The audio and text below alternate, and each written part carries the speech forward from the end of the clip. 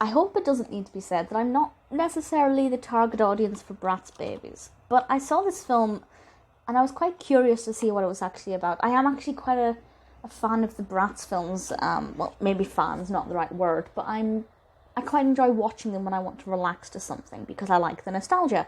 I was just young enough to kind of be moderately interested in Bratz. I never owned a Brat, but I did have Top Trumps and the PlayStation game, but that's irrelevant.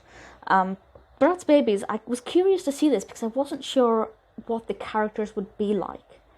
Because the thing about Bratz is they're obviously interested in fashion. Babies tend to not be fashionable by their own will. And the Bratz have a bit of an attitude, and I wasn't sure how that would come across in these baby characters. So I watched it, and it's the treatment of the babies, or the way the babies are presented, is quite weird. I also felt like they weren't mini versions of the Bratz. Like, I just didn't feel that at any point. But maybe if you're a bigger Bratz fan and you know more about the individual personalities for Cloe and Jade and Sasha and whatever, maybe you'll have a different opinion on that. So I'll talk about why I think the treatment of the babies wasn't very good in a moment. But just the basic stats. First of all, released in 2006, directed by Davis Doyle, written by John Doolittle. And it features all of our favourite Bratz characters: Cloe, Jade, Yasmin, Sasha. We also have Miss Calabash, voiced by Kelly Sheridan. Particularly enjoyable character. Very scattered, very almost neurotic, I guess. She's very interesting. Basically, the Bratz Babyz all go to daycare. It's a daycare centre in a shopping mall, and while they're there, one of the Bratz's puppies is missing. He's kidnapped, and they have to try and find a plan to get this puppy back. Obviously, the Bratz shouldn't have taken the puppy to school in the first place. A little bit of a lesson there for younger viewers: don't take something you love to school, because chances are it's going to get damaged or stolen or whatever. I'm sure we all have a story of something we've taken to school that's been absolutely trashed. And then the majority of the film is them trying to find this puppy and hatch a plan to get the puppy back. I'm not going to tell you who stole the puppy or what they need to do to get it back. Just in case you're interested in watching this, I won't spoil the intricacies of the narrative. Given that it's about an hour in length, I wasn't sure how a Bratz Babyz film would be able to sustain itself for so long, but actually the narrative is relatively well developed. The narrative itself works quite well. And, when I started to watch this, I thought I'm going to probably, against my own decision, compare this to things like the Rugrats. I grew up worshipping the Rugrats. And for me, that is how an animation about babies should be done.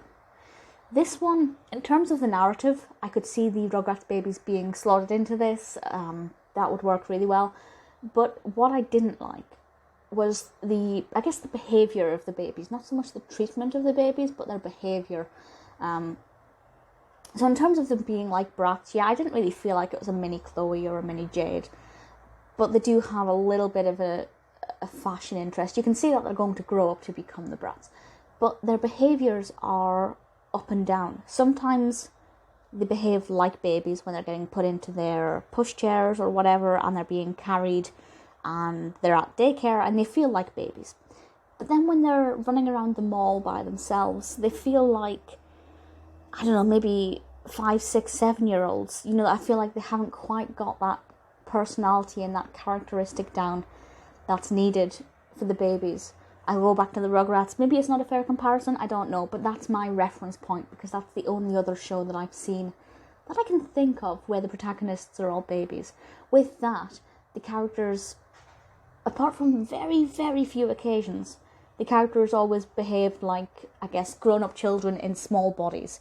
Whereas here, sometimes they feel grown-up, sometimes they feel vulnerable and like babies. So that bit kind of, I thought, went back and forth and could have been fine-tuned a little bit more.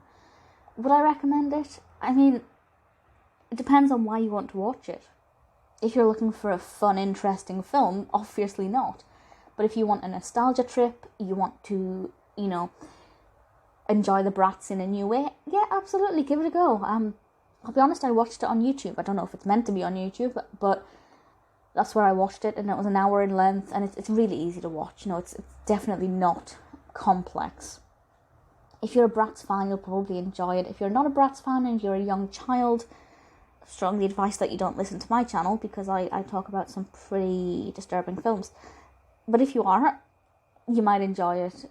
But if not, then it's not. You know, it's not one that's going to appeal to everybody. It's definitely a lot more niche, shall we say.